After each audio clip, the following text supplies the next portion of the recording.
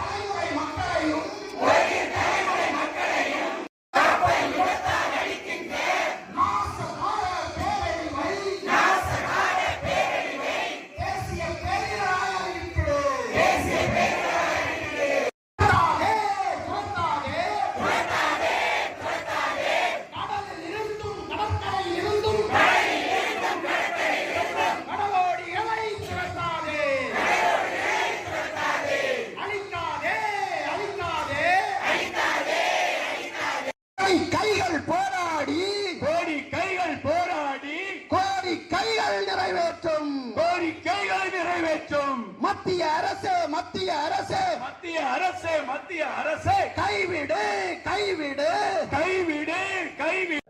ஆழ்கடலில் hydro carbon எடுப்பு என்கின்ற ஒன்றிய அரசு கொடுத்திருக்கக்கூடிய ஒரு திட்டத்தை எதிர்த்து இன்றைக்கு குமரி மாவட்டத்தின் பல்வேறு பகுதிகளில் போராட்டம் நடைபெற்றுக் கொண்டிருக்கிறது. இன்றைய பகுதியில் அதன் ஒரு வடிவமாக குறும்பனையில் ஆயிரக்கணக்கான மக்கள் வெயிலை கூட தாக்குப்பிடித்துக் கொண்டு இந்த போராட்டத்தை நடத்தி கொண்டிருக்கிறார்கள்.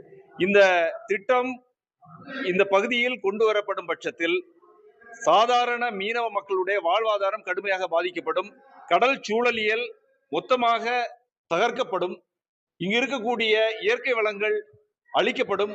இயற்கை வளங்கள் ஒன்றே ஒன்று தொடர்புடையவை. கடல் வளத்தில் ஏதாவது பிரச்சனை ஏற்பட்டால் அது நிச்சயமாக நிலப்பகுதிகளில் மிகப்பெரிய பிரச்சனையை ஏற்படுத்தக்கூடும். சுனாமி போன்ற அழிவுகள் வரக்கூடும் என்கின்ற அச்சத்தில் இந்த போராட்டத்தை நடத்தி கொண்டிருக்கிறோம்.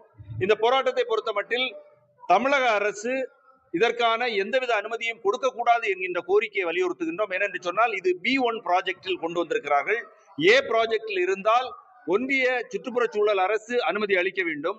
ஆனால் இன்றைக்கு இதுக்கான அனுமதி முழுவதுமாகவே B1 ப்ராஜெக்டை பொறுத்த மட்டில் தமிழக அரசுதான் அளிக்க வேண்டும் என்கின்ற ஒரு கட்டாயம் இருக்கின்றது. அந்த அடிப்படையில் இதற்கான எந்த அனுமதியையும் தமிழக அரசு அளிக்கக்கூடாது.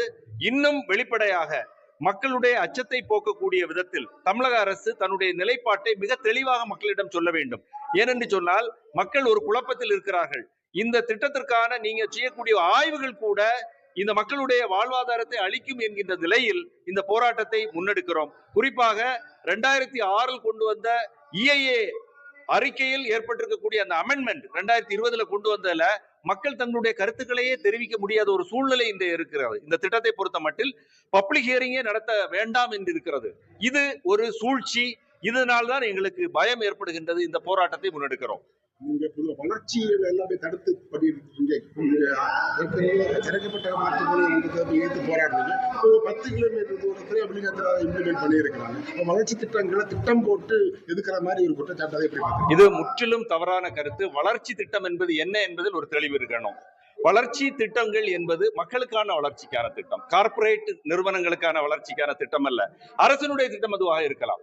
மக்களை பொறுத்த மட்டில் அவர்களுடைய வேலை வாய்ப்பை நீங்க பெருக்க வேண்டும். இன்றைக்கு வேலை வாய்ப்பு இல்லாம எங்களுடைய பிள்ளைகள் இருக்காங்க. அவங்களுக்கான திட்டங்களை கொண்டு வருவாங்க. மென்பொருள் சாப்ட்வேர் இதுகளை கொண்டு வாங்க. அதைத்தான் நாங்க சொல்கின்றோம். ஆகவே வளர்ச்சி என்பதில் அர்த்தம் வேறுபடுகின்றது.